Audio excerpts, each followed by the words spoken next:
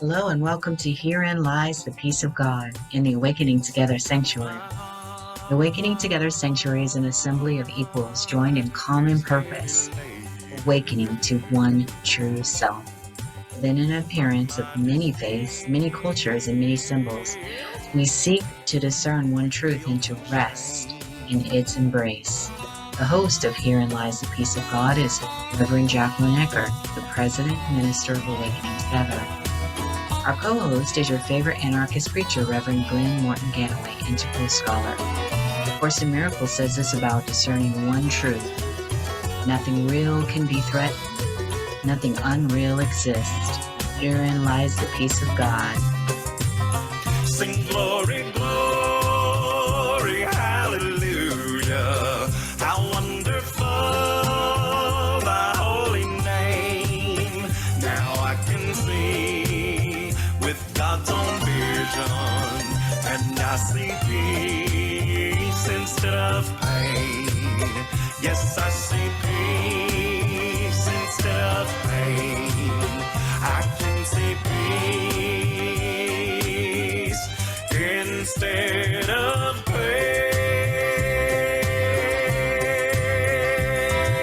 Amen.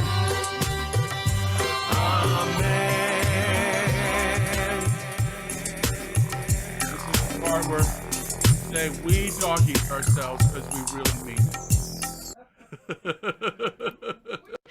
We doggies. We doggies is exactly right. Thank you. I would like to say thank you in big old grand public way to Cyndi for stepping in at a beautiful moment's notice. Long time commenter, first time host of our program. You know, Co-host. Co-host. But I can't wait to tell you about the teaching after you read because, you know, I know.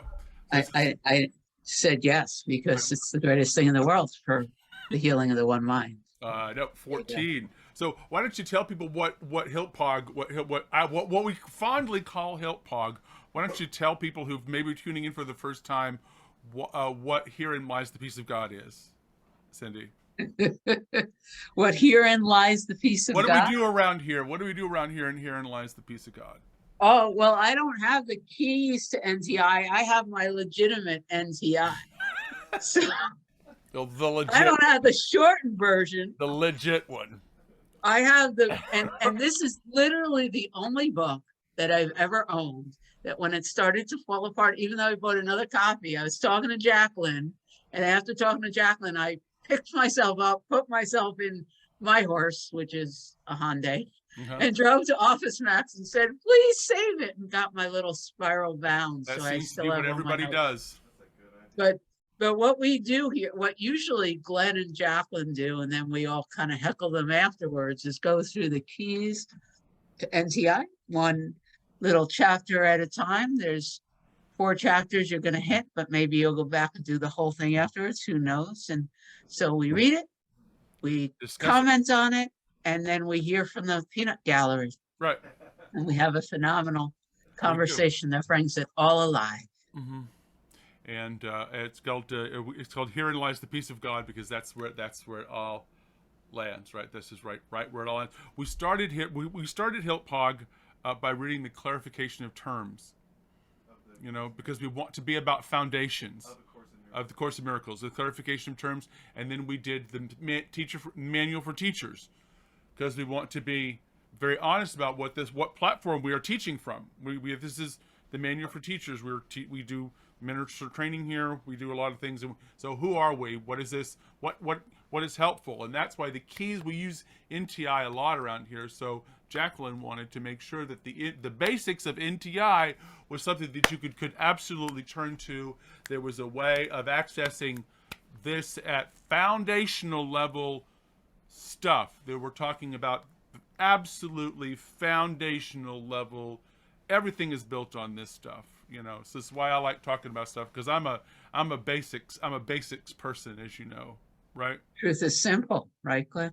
It's supposed to be. I should be able to, say it in any number of ways, in any number of different, things, if I truly understand it. And it's very, very good practice.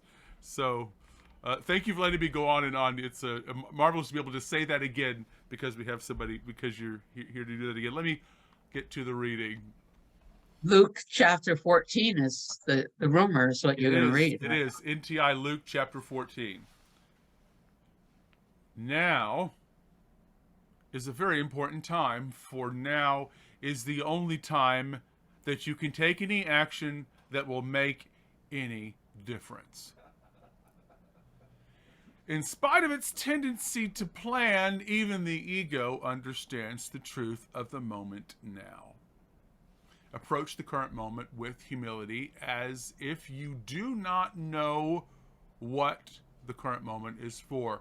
Approaching this moment with the attitude, approaching this moment with this attitude is only a demonstration of honesty, for you cannot know what is coming, or what you should do, or where you should go.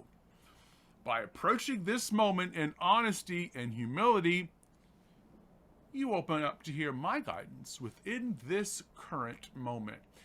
When you approach me within the current moment and share your prayers, do not pray about the problems you perceive within the world, expecting me to provide answers to you. Instead, think about the reactions to the problems you have perceived. What thoughts did you notice in your mind? What judgments are you making?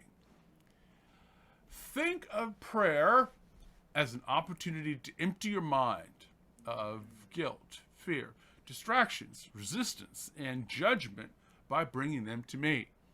Think of prayer as an opportunity to renew your willingness and revitalize your faith. Then, when this has been done, and without specific expectations, ask me what you are to do. You will be rewarded with the guidance that's perfect for your healing in that moment. But know that my reward is not given because you've prayed as I have asked. Instead, because you have prayed as I asked, you've readied yourself to receive the reward that I've been waiting to give.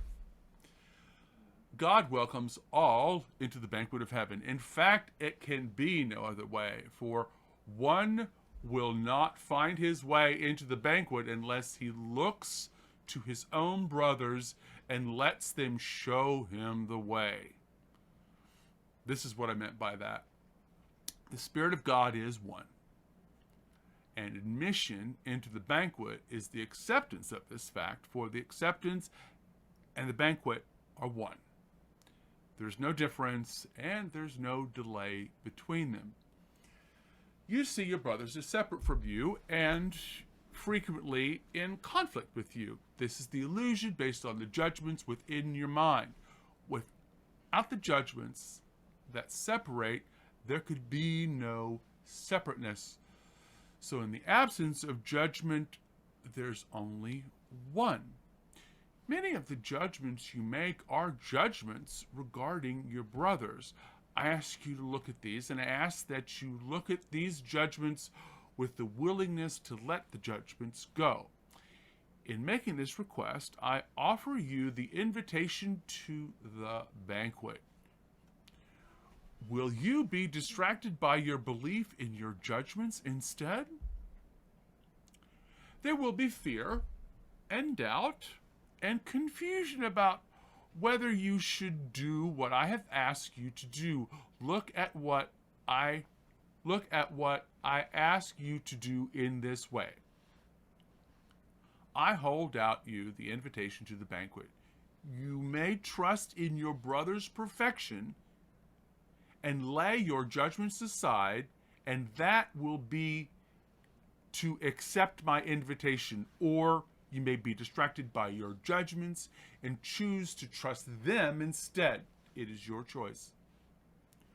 What I ask you to leave behind, if you are to enter the kingdom of heaven, are your perceptions of others as separate from yourself. And these perceptions are upheld by the judgments that you make of them. When you look at anyone, or even think of anyone, your mind busies itself in making judgments. They may seem to be good or bad or favorable or unfavorable, but what each judgment has in common is that it splits the object, brother, off from the others, of whom a different judgment is made. The judgments you make about yourself split you off in the same way. So, if you are to walk with me on this path to healing, I ask only that you be willing to lay your judgments aside. Lay them down now, and your burdens will be light. Let loose your judgments, and they will hold no value for you. Come and walk with me. Pretty cool. Pretty cool. You know? Very cool. I know, it's an invitation tool for a walk. How about it's an invitation to a long walk? How's that? I'm ready. Yes, So it's my time it really is. to tell you about my experience with Luke chapter 14. You ready? Yeah. So I want to start just by saying thank you. And that's my prayer. Thank you for everything. My second prayer, or my second statement, is that it is my prayer that everything be used for the healing of the one mind, no matter what, every given moment. I also accept, that a totally healed mind is never upset and never has any judgment. So if Cyndi or anyone here was totally healed, this is, I just finished teaching root cause inquiry, so I'm very much in it. So a totally healed mind would have no judgment. So when judgments come up, it means that you have an opportunity for healing. So here's where, with all that being said, this is why I'm being entertained, right? I spent a week facilitating a retreat, a 5-day retreat at Awakening Together for the very first time. I was in some sort of crazy, beautiful, peaceful, the world isn't real space for the entire time. It may have looked like a virtual retreat, but man, it was just extraordinary. Yesterday was still a honeymoon period. Today, I'm looking around at the world as if it's real again, and there are problems to solve. And a text comes to me at 2:30 or whatever it was this afternoon. And when it hit me, I was in a grocery store with my daughter, and I had just experienced this wave of fear that I was running out of money.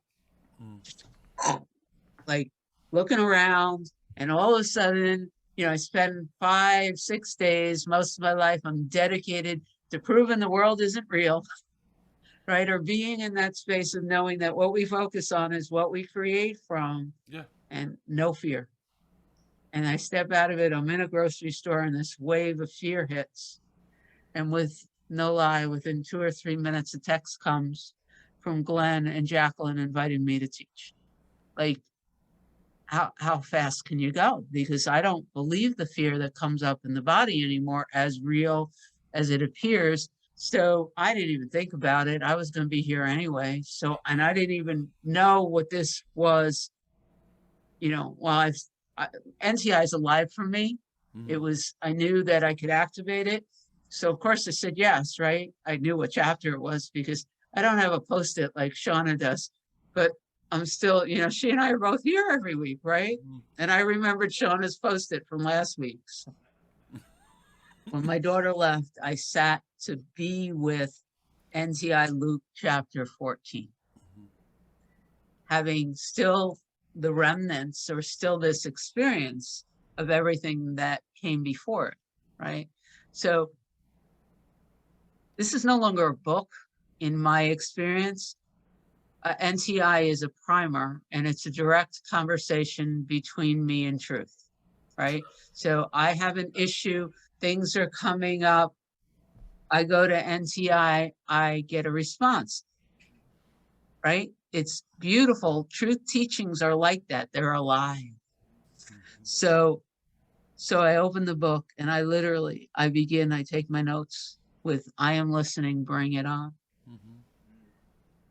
And right away we're told, only now, right? Be here now. It's the very beginning. Now is a very important time. Even the ego who wants to plan and project and live in the past and the future recognizes that it only does that now. Right, Glenn? Like it's only there's things to do now. There's things you should be doing now. yeah. So it was so cool. I'm sitting and I'm recognizing like even the contraction in the Cyndi body mind personality at this point, because we are all committing so much to this work.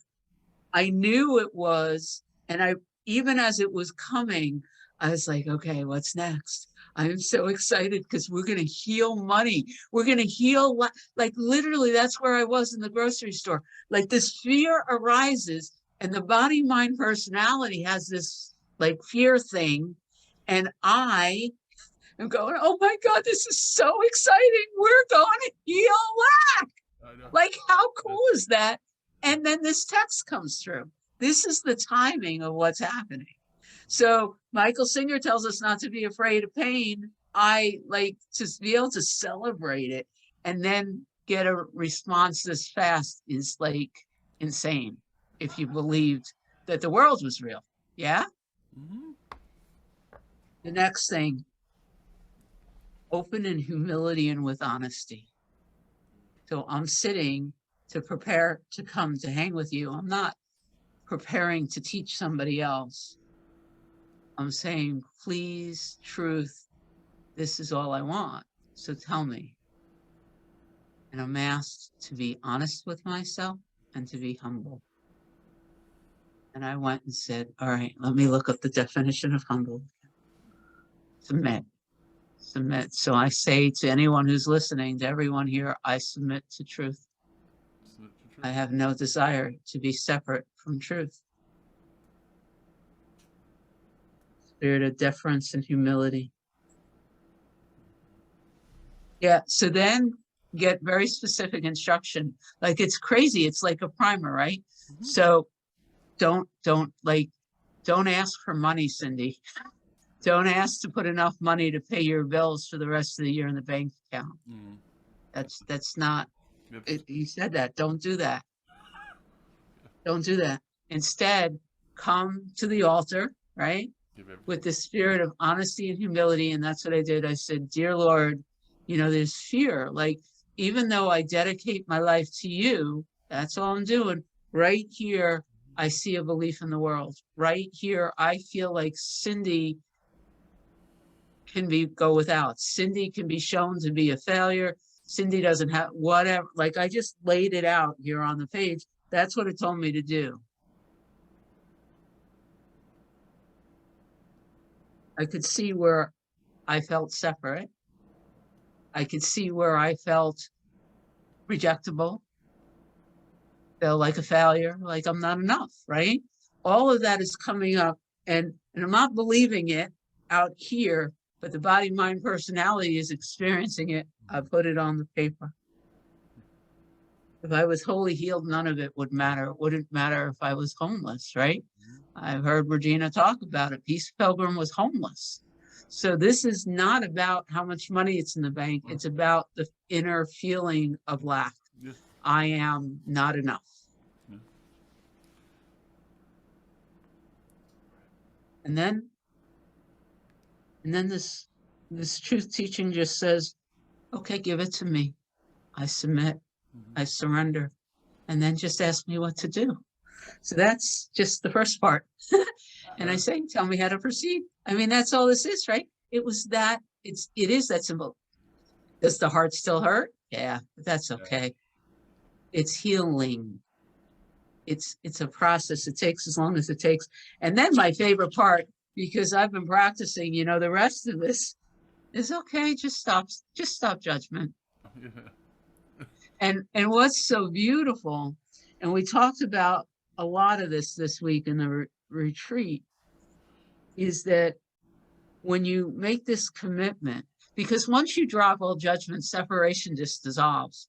One of the things that I've been noticing through all of this work is that the Cyndi the idea of who the concept or the object, Cyndi, cannot exist without judgment.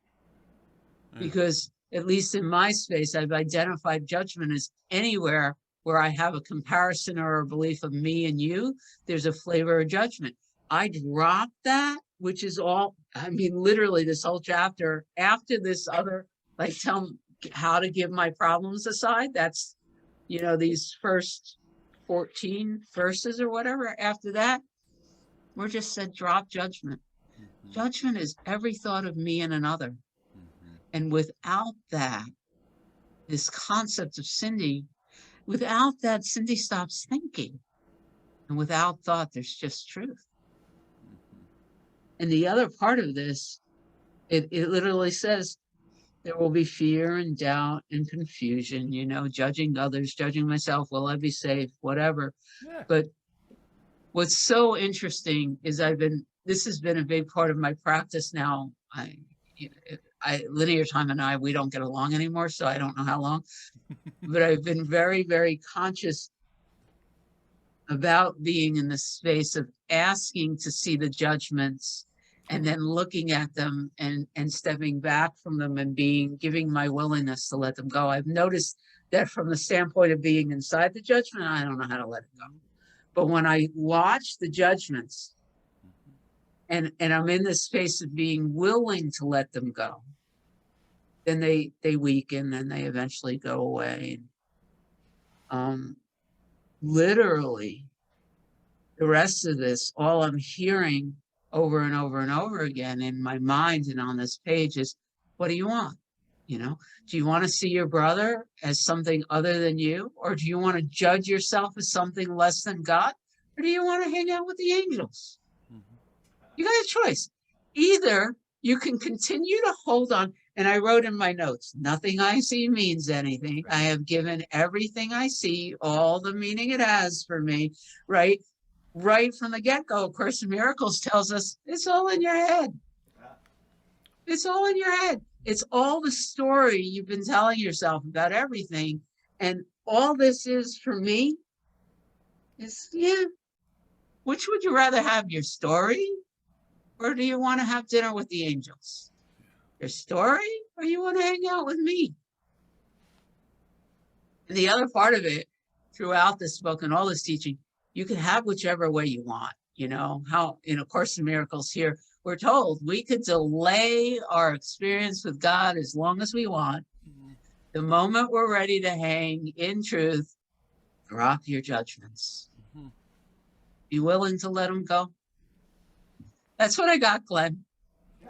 Thank you for today. Thank you for asking me. Oh no, this is marvelous. This is like where we go with this, because it's so important to hear the different, not really different perspective, but it's like I was talking today about how our experiences inform how we learn and how we understand the awakening and everything like that. And our very experience and the color and the way it happened for us is ours to give to the world. And that's what makes it. It's like, I never heard it that way. Oh my gosh. You know, because I wasn't teaching, because we're all teaching. We're all doing this because this is I think this is a whole lot of fun. And thanks for wearing red. You didn't even get the memo you wore red today. Black and you know. So thanks for that.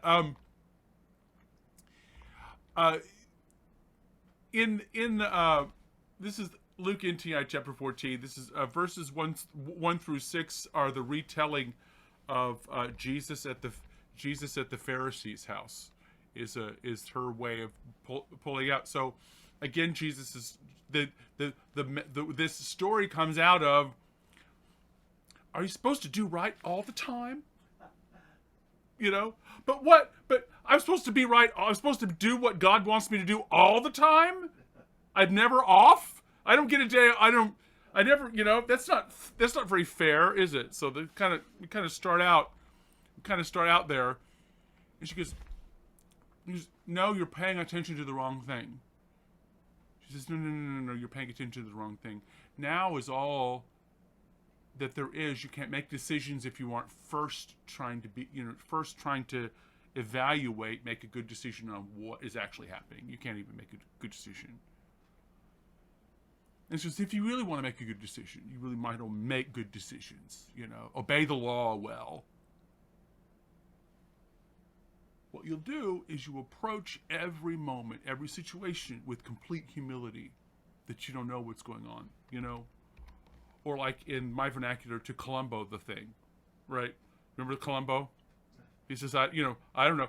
He goes, tell me the story like I'm a 5-year-old, right? So that's the Holy Spirit is saying, no. Let's back up and erase everything that you think you've got going on in this situation and just let the situation be, right? Just let it be. Roll it back. Approach every current moment with humility, as you don't know what the current moment is for. Approach this moment with humility and honesty, so you can hear my guidance. Well, that's be a good reason to do it if you want things to turn out. If you're honest about wanting things to turn out well. That's where I'm getting to this. So, if you want to make good decisions and you want to improve the world, you want to be this better person that you say you are, observe that the judgments that you make in the world, why you think it's got to be the way, your way, the highway, or even that you even know better. The whole paradigm why you're the one to make the decisions. This is what I do for myself a lot. And she talks about prayer, because she's talking about desire. She's talking about what I want in the world. So we're talking about prayer. Think of prayer as an opportunity to empty your mind of, she says, guilt and fear and distraction and resistance and judgment. How often do I use my own inner dialogue to let go of fear, to let go of guilt and things like that? Maybe around here a lot more. Sean is a really good teacher for letting go of all that stuff. He goes, oh my God, I just found this belief in my head. Oh my God. Look, Mom, I found this belief in my head. Mom, oh, you'll never believe this. Mom, my God. And we all recognize it. Don't we all? We sit there and we all go, I know exactly what. Do you think she's exploring her mind? No. She's exploring our mind. We're doing that. This is the world. I think we're all swimming in this, where what she's talking about here. Think of prayer as an opportunity to empty your mind from guilt and fear and distraction and resistance and judgment. And, I would say everything that isn't real, everything that's itchy and scratchy, right? Ask me what you are to do. You will be rewarded with the guidance that's perfect for your healing at the moment. It's perfect for your healing at the moment. He goes, the confirmation that you are plugged in. I'm absolutely 100% plugged in, and I don't have to go get certified to do it. And I have a lot of initials after my name. I'm one of these people who want to learn how to do something, get the certificate so I can learn it and be, I'm that kind of person. I'm connected. I know how to do this innately. And in what you were referring to earlier, Cyndi, with the preamble to A Course in Miracles, she says, you can take this as long as you want time. This is A Course in Miracles. It is a required course. The time that you take it is voluntary. Free will does not mean that you get to decide the curriculum. It does, however, mean that you can decide what you want to take at any given time. I can't believe it just rolls right out of my mouth. I say it so often. How ethical is that? How absolutely kind is that? It's okay, I'll sit by here. We're going to sit here until you want to learn the next lesson, and that's perfectly fine. Okay, I'll sit here with you until you want to learn the next lesson. My God, what a great mom, What a great learning tool that I've got in my head, that there's this learning guide that is actually trying to get us to identify as us. So are we supposed to do? Are we supposed to do the right thing all the time? Yeah, because it works out better for us. For everything. That's the question. Yeah, are we supposed to do all the right thing all the time? Yes, but like I said, the thing, not because it's going to bring you something, but because it makes everything turn out well, and it brings you actually what you say you want, right? First paragraph, first 6 sentences. That's the paradigm, the world she compares with the two things. I think she's this really good. So then the parable of the banquet. It's very quickly. The request is to the question. So then becomes the parable of the banquet, and the request here is, come to the banquet where everyone is. How about that's a great description of this moment. She goes, oh, the now, the party, there's a really nice quote from, I think it's Truman Capote. And he says, you really should really just be interested in being yourself and make sure that's really the only thing you do, because that's going to be where you want. Because at the end of the year, there's going to be that party. This is the way Truman Capote thinks. There's going to be that party.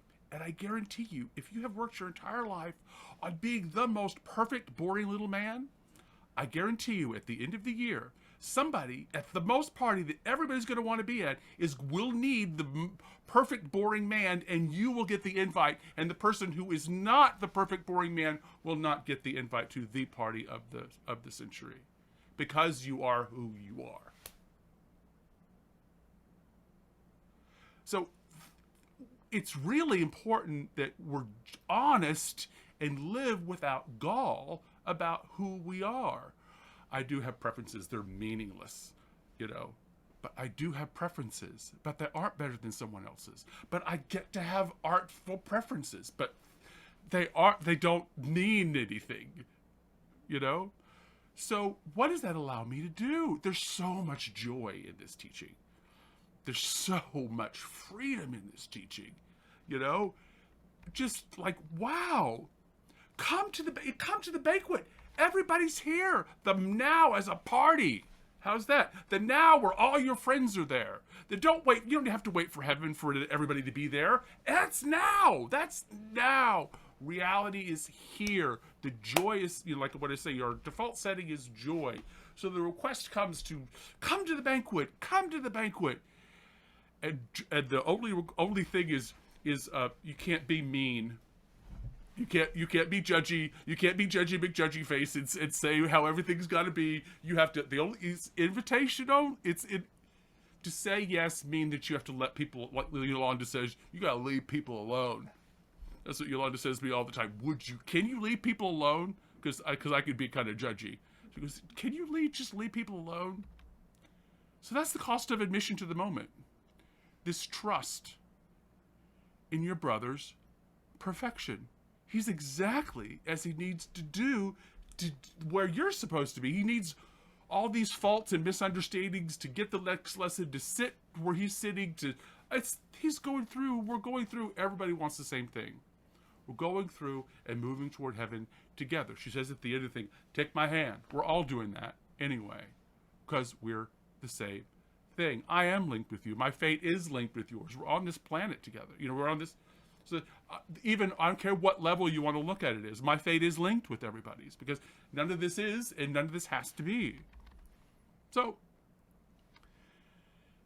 that's the parable of this great banquet. She ends up the thing I'm really interested in throwing this open a little bit is the cost of being a disciple. Do you know this parable, the cost of being a disciple? Well, she says it's kind of what we've been talking about. You can't want something else and heaven at the same time. Like you just can't serve two masters. You just wish it worked. You could work part-time on it. But it just doesn't work. And the sooner we say, oh, this is a life. This is like a lifestyle and an attitude. Things really don't shift. They don't shift for us. So this is the cost of being a disciple. Separateness is upheld by judgment on others. And the reminder here is that the judgment splits things apart like a knife. It's categorization, and it can really be useful if you're a scientist and you need to be looking at different molecules and things like that. And differentiation can be really beautiful, especially if you're coordinating your house in colors, We usually put this color next to this color and all this. Differentiation we do is like, I have preferences. She says that's really isn't the problem. Because you want it a different way isn't the problem. You've wrapped your happiness into it. We've wrapped our very gritty suffering into the condition of a dying thing. Do you know how really you're never gonna win? This is like throwing your emotions and your things are just like crocodiles, just like throwing your happiness away. Says, oh, I don't need this. I wasn't using it. Here you do something with my happiness. I certainly wasn't using it. I guarantee you, if you aren't using your happiness, the world will use the energy that you put into the world for its own happiness. It will be used. The energy is not going nowhere. If you don't make a choice, the world will make a choice for you, and that's what you'll be doing. We will be swept away in whatever is going on if we do not make conscious choices about who we are, what we are, and believe, and things like that. We will be swept away in our own unconscious dream, and there's no telling where we end up. We learned this in lesson 130, lesson 312, 314. I want a future that is different from the past. You know why? Because I know my past is full of suffering. It doesn't really exist, but I'm on this. I'm making a difference because I believe I'm this material existence. If you can get on the other side of being a material existence, we can make better choices. And the only way to make a better choice is what she says at the beginning of this thing. Okay, class, get present. Everybody come back in. Everybody back in. Everybody. The people you don't like, the people you think, the opinions you like and you don't like. Everybody to the table. Everybody gets milk and cookies, And we're going to listen to everybody. We're going to heal everybody, right? And it's not a problem. Thinking that this should be this way, and I have to, it's been a real journey for me, and Awakening Together has been a real treasure on this, and being able to get enthusiastic about NTI and share my love of this message is what a great gift you all give me every week. So with that, we've got 20 minutes to talk about how Luke Chapter 14 has done for you. Loose your judgments as they hold no value. Come home and walk to me. Come home. That's it. Grab my hand. Let's walk home together, like the teacher's prayer that I read every week. And for all your doings, be you blessed as you walk home to God with me. It's all over the place. How's that, Cyndi? It's gorgeous. It's gorgeous. For so much of my life, Glenn, I've attempted to figure out who to be so that I would be liked. And in all those decades of trying to figure out who to be so that the world would approve of me, I never liked myself so much. And then slowly I realized that it was so much better to figure out how to like me by being me. And then slowly but surely, those who like me for being me are showing up more and more in my life. It's so much more fun. No. No.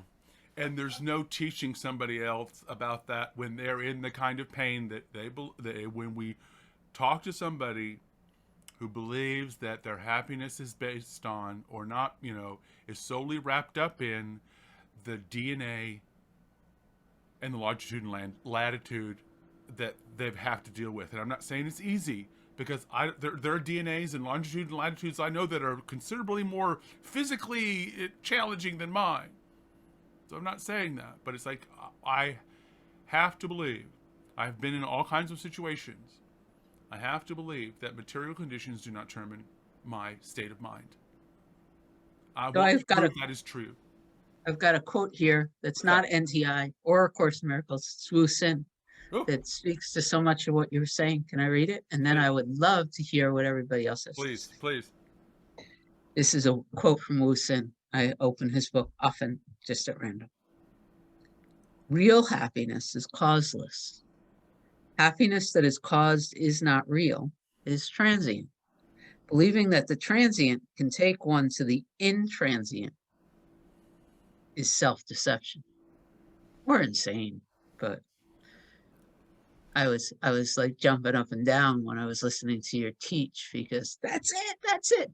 And in Gentle Healing too, at the end, Rupert Spira, which I also love, He literally just said happiness is at the end of all desires, Yeah. which is the same thing. Uh, Stop thinking and guess uh, what you find. uh, I say joy is your default setting. It, It's the sky, right? let go. If you let go and everything, and there's just you, the joy, the absolute like profound, energy and interest in being you, ridiculously out of proportion interest in every little, cute thing that you do. It's So, but I've been talking for 2 hours. I'd love to hear what you others have to say. Sort of. Well, I want to hear. Me too.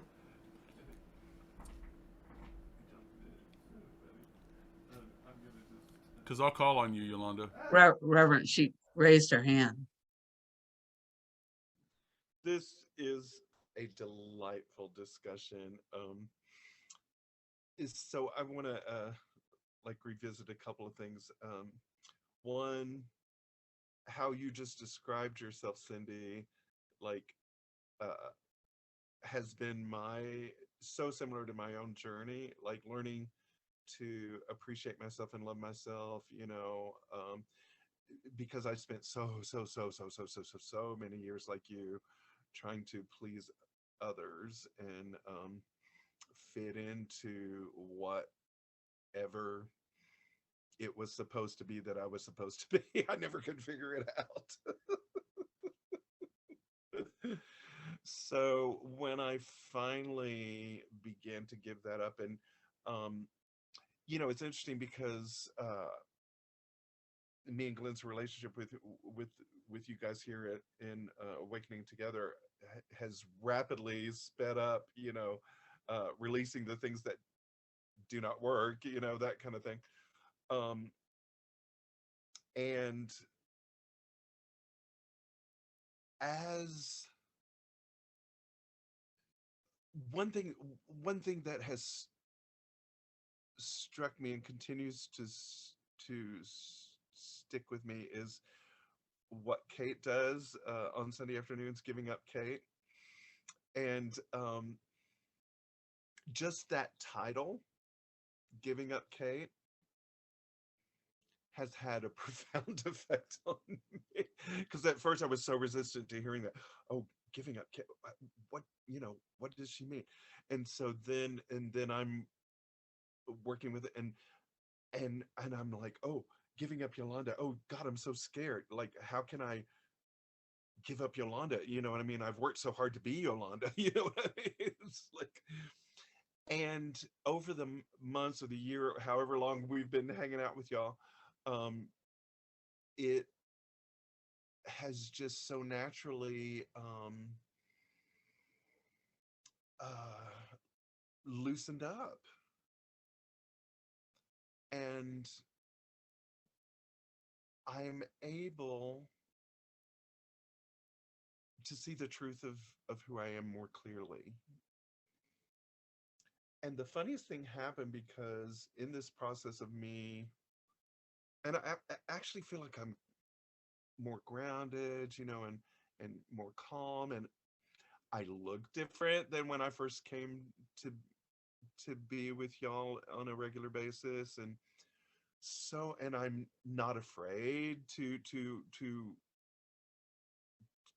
let you see who I really am, and for me that was about letting go of this idea of who Yolanda is, and so in that process I just have been so blessed, and then my life is growing in ways that I couldn't even have possibly pictured, or thought about or anything. And it's all because of this process, And so I want to circle back to what Luke 14 NTI says about prayer, because I think that's so incredibly important. And maybe one of you can read that little piece again, but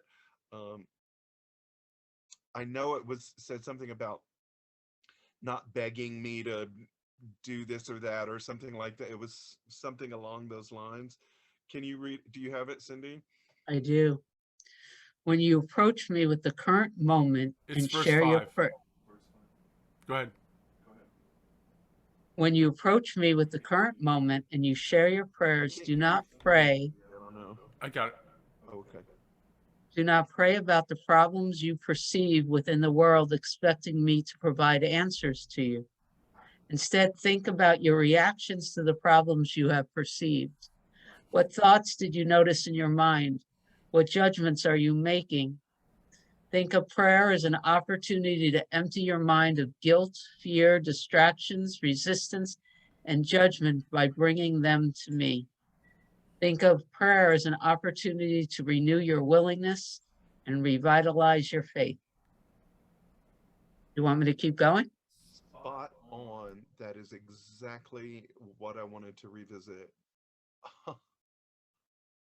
Wow. So my prayers in the past have been so full of judgment, and I didn't even know it, Oh, wow. You know, God, I deserve this, like, what, why isn't this appearing in my life? Like, I think the right thoughts, I do the right things. Like, why isn't this happening? Like, it's so full of arrogance and judgment and everything, and I didn't even see it, and so to begin to let that go, that's the identity that I'm saying I'm releasing, you know what I mean? That's the Yolanda that I'm releasing, and it's occurring so naturally, it's not an effort. And it feels wonderful. Would you say it's your natural inheritance? Oh, and there you have it. Herein lies the peace of God. I mean, I'm so grateful for you guys. Because I didn't read this prior to being in this meeting, and so wow, what a joyful gift this chapter has been for me today. Thank you so much, and your commentary, both of you. Thank you.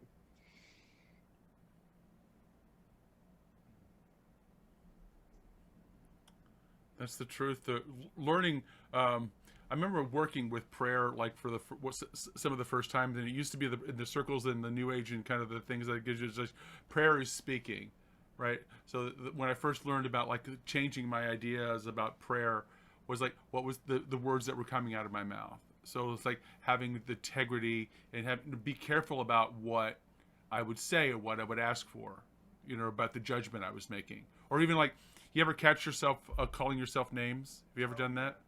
You ever called yourself Once or twice. silly? I'm so silly, or it's like, oh my gosh, do you ever like catch yourself, like, or catch yourself calling yourself your mom's not pet name for you, or hearing the way that your mother used your voice when she was mad at you, Glen, Yeah, or I was raised right outside of this New York City, and so some of the language you could hear in my mind, uh, I wouldn't repeat in the sanctuary. the guilt, so when you hear that and when it's like, oh, what is that coming up? What does that represent? Well, like we learn to do around here.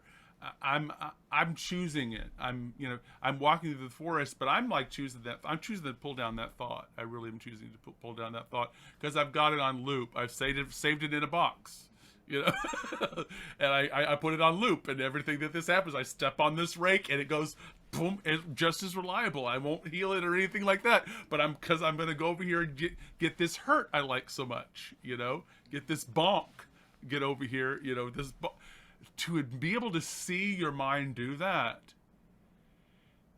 even before you're able to really stop it, is still kind of amazing. So I just want to say, even if you're not, people, I swear to you, even if you're not able to stop the behavior that is causing you so much pain, if you can see it, you can see it into it. Yeah. Well, awareness alone is curative, A, and B, in gentle healing right now, we're towards the end of NTI, and it reminds us very clearly there that just because you're thinking these thoughts all the time, or the world is like really strongly showing you how awful you are. That doesn't make it true. Yeah. It just means that you've invested quite a lot of energy in thinking those thoughts. Oh, I know. Yeah. When you take off the gas, the car doesn't stop. It keeps going until the gas runs out, ladies and gentlemen. You know? You know? Because what my taking responsibility for my loving attention has been a real game changer. And I'm reminded. I heard this lesson many years ago. I was me and one of my best friends, Mark, were obsessed with horror movies when I was in high school. We went to all the horror movies. This was the early '80s, and they were the biggest thing ever. To all the horror movies a million times, knew everything. His mother wouldn't go to horror movies with us. In fact, she encouraged Mark not to go to horror movies. And so I asked her, says, "Why don't you like the horror movies?" Because we were really into them. We had them up on his posters and stuff that she wouldn't go. Ask her why she didn't like it. She goes, "I don't want to put those images in my head." That has still, I mean, all these years later, that has real stuck with me. She goes, "I know you enjoy them and whatever like that, but think about the images that you're putting in your head." Just if you take that level of responsibility for all of that, you know, that would be, we might be able to make, I might make different decisions. And I still, you know, I've remembered that, like, bless her heart, for, you know, I've remembered that from, you know, somebody else's parent, you know, and I thought she was so stuffy at the time, right? Of course I did, you know, of course I did. Yeah. So as we're in our last 5 minutes, and literally it was a very simple well, we were taught out of prayer, and then we were just asked to drop all judgment. So one of my all-time favorite Course in Miracles workbook lessons is lesson, I believe it's 254. Let every thought but God's be still in me. Father, today I would but hear your voice. Deep in silence, I come to you to hear your voice and to see and to receive your will. I'm getting it wrong. I have no prayer but this. I come to you and I ask you for the truth. For the truth is but your will, which I would share with you today. And the other part of it is God will speak into us and through us. Doing it all the time, right? Mm-hmm. But if we're not quiet enough, if we're not willing to lay down the clutter that's up here right now, we won't be hearing it. If I was like so immersed in being frightened about the lack of money, I received a call. I literally received a call from God today. And I now have Glen's phone number. I have God's phone number. I'm here to tell you. How cool is that? Well, God's the Father, the Son, and the Holy Spirit. So between you, and Jackie, I don't know who's who.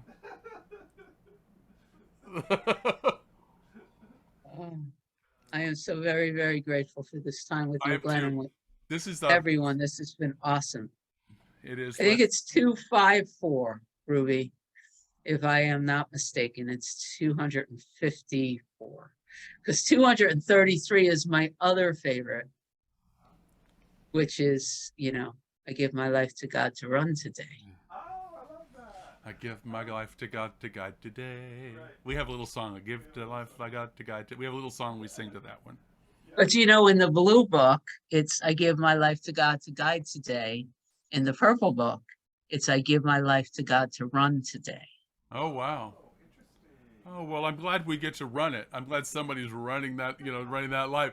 We're all of us are, I love the imagery so often in this is walking home, right? Hand in hand, walking side by side, take my hand, listen to me, sit with me a while. It's all very, your BFF. It's all just, you know, going everywhere with your BFF and everything's okay, you know? And between the two of you, you got everything covered, right? Right? But it is the home we never left, isn't Yeah, it? it is the home we never left. Right. With that, I want to say thank you everybody for being here for this. Herein lies the peace of God. Thanks for being here. We really appreciate all of you. It makes a difference. You've been listening to Herein Lies the Peace of God with Reverend Jacquelyn Eckert and Reverend Glen Ganaway.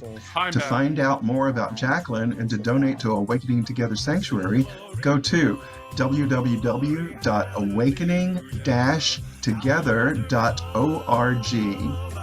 To find out more about Glen and to donate to the Mighty Companions Ministries, go to www.glenganaway.com. That's GLENGANAWAY.com.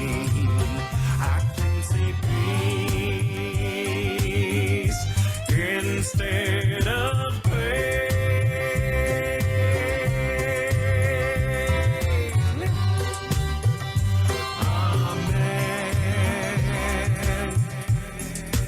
And there we are.